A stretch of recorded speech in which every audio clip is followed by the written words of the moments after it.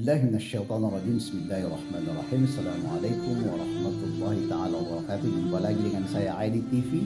Kali ini insyaallah saya akan share kepada pemirsa Aidi TV di mana dan kapan pun berada tentang seorang alim, seorang sufi, Imamul Baghdadiyin fil Isyarat. Beliau adalah Sariuddin As-Saqafi. Sebagian orang memanggil beliau As-Sari As-Saqafi, Abul Hasan As-Sari As-Saqafi.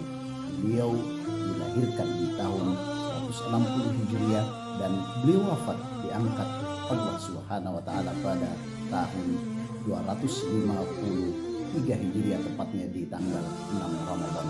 Beliau adalah seorang khal, paman dari ibu Sidi Junaid Al-Baghdadi. Dalam sebuah kisah, beliau sedang memberikan ta'lim, memberikan dars kepada murid beliau. Tiba-tiba datang seseorang yang berteriak, terjadi kebakaran.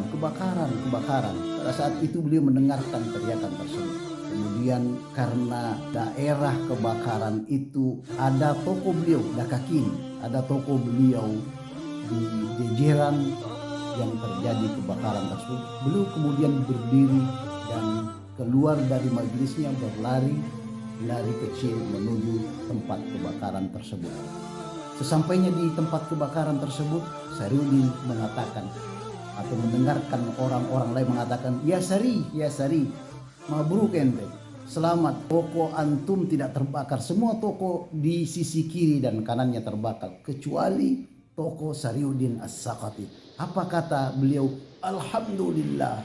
Sejenak ketika beliau mengucapkan tahmid, mengucapkan alhamdulillah, tiba-tiba ngeh di hatinya, terbetik, ya Allah, kenapa saya mengucapkan alhamdulillah sementara orang-orang di sekeliling beliau menderita dengan kebakaran tersebut. Efek dari ucapan alhamdulillah itulah membuat Sariuddin As-Saqafi beristighfar kepada Allah Subhanahu wa taala, memohon ampun kepada Allah Subhanahu wa taala setiap hari selama kurang lebih 30 tahun.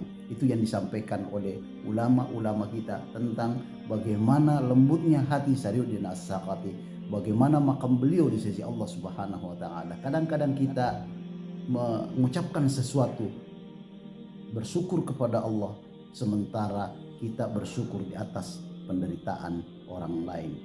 Mudah-mudahan Allah Subhanahu wa taala menganugerahkan kita hati yang lembut, menganugerahkan kita kepekaan hati yang selalu merespon ayat-ayat Allah Subhanahu wa taala dengan ketinggian maqam, kedekatan dengan Allah Subhanahu wa taala, sehingga tidak ada makhluk Allah Subhanahu wa taala yang kita sakiti, tidak ada ciptaan Allah Subhanahu wa taala yang terluka karena ucapan perilaku kita. Contoh kecil tentang kepekaan hati seseorang adalah di kantor misalkan, ketika kantor memiliki pulpen yang mereknya Pilot. Ketika kita ingin membeli pulpen, belilah pulpen yang mereknya bukan Pilot. Karena kenapa? Kita ingin menghindari orang-orang berburuk sangka kepada kita bahwa si A membawa barang kantor ke rumahnya, si A menggunakan fasilitas kantor yang tidak semestinya dia gunakan atau tidak semestinya dia manfaatkan. Demikian, mudah-mudahan insya Allah ada manfaatnya dari kisah tersebut. Akhirul kalam minallahil musta'an wa ilaihi tiklan.